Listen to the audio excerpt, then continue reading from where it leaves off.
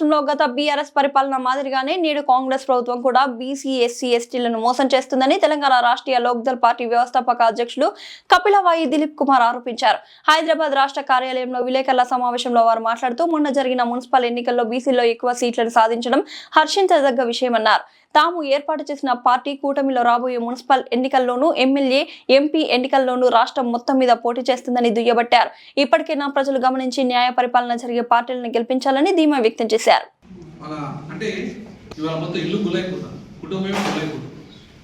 అట్లాంటప్పుడు ఈ వైద్యం అనే దాన్ని ఉచితంగా మనం ప్రభుత్వ హాస్పిటల్లో అన్ని రకాల ఆపరేషన్లు కూడా గుళ్ళ కాదు కాబట్టి మొత్తం ఒక రకంగా సడన్గా ఖర్చు భరించలేదు.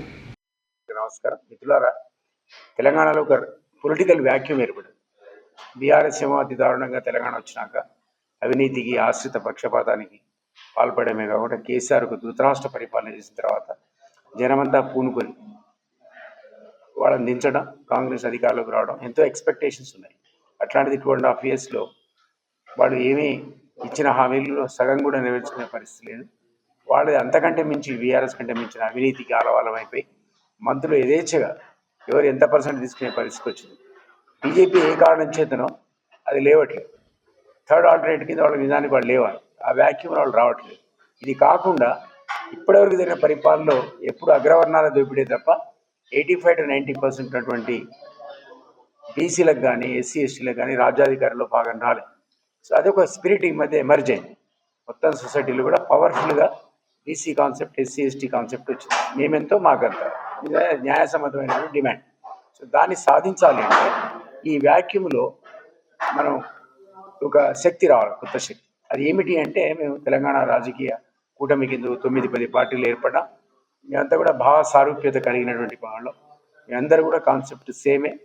ఈ కాన్సెప్ట్లో మేము బహుజనులకు రాజ్యాధికారం, బీసీ ముఖ్యమంత్రి ఉండాలని కోరుకుంటూ ఎవరికి ఎంతో వారికి ఎంత అనే కాన్సెప్ట్ ప్రమోట్ చేస్తూ ఉన్నాం. సో దీనికి రాబోయే రోజుల్లో మరిన్ని పార్టీలు జత కట్టాలి, దానికి కృషి కూడా చేస్తాం.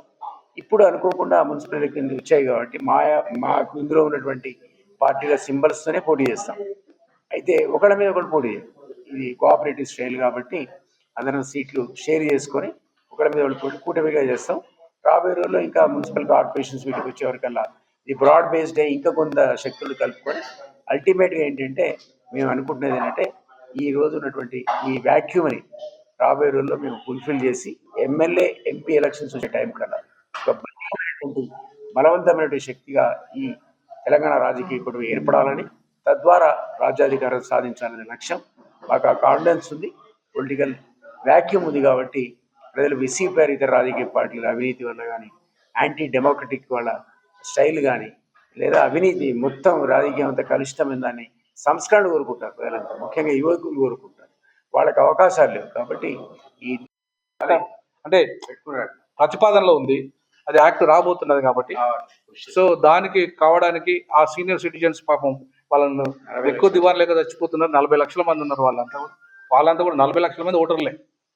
సో ఆ ఓటర్లకు కూడా ఇవాళ మనం ఆదరించాల్సిన అవసరం ఉంది. ఎందుకంటే అమెరికా, యూరోప్ లాంటి దేశాలు, జపాన్ లాంటి దేశాలలో సీనియర్ సిటిజన్స్కు చాలా ప్రత్యేకమైన రాయితీలు ఉన్నాయి అభివృద్ధి చెందిన దేశాలలో. సో ఇక్కడ కూడా అవి రావాలి, వాళ్ళని ఆదుకోవాలి. ఎక్కడో అమెరికాలో ఉంటాడు, ఇక్కడ కనీసం పట్టించుకునే నాదులు ఉండరు. రోడ్డు మీద చచ్చిపోతే వాళ్ళపై వృద్ధాశ్రమంలో చచ్చిపోతాను. పెద్ద కోటీశ్వర్లే, పట్టించుకునే నాదులు లేకుండా.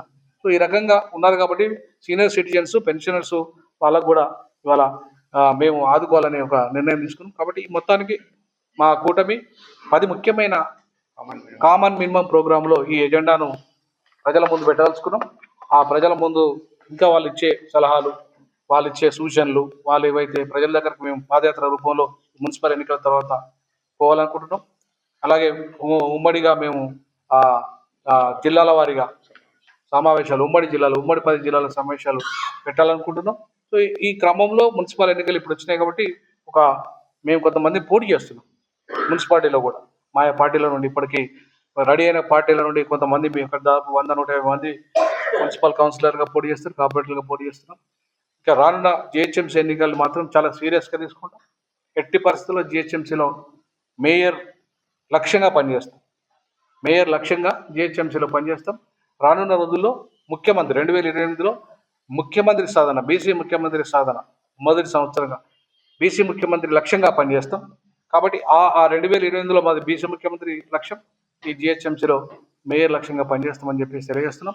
ఈ అవకాశం ఇచ్చిన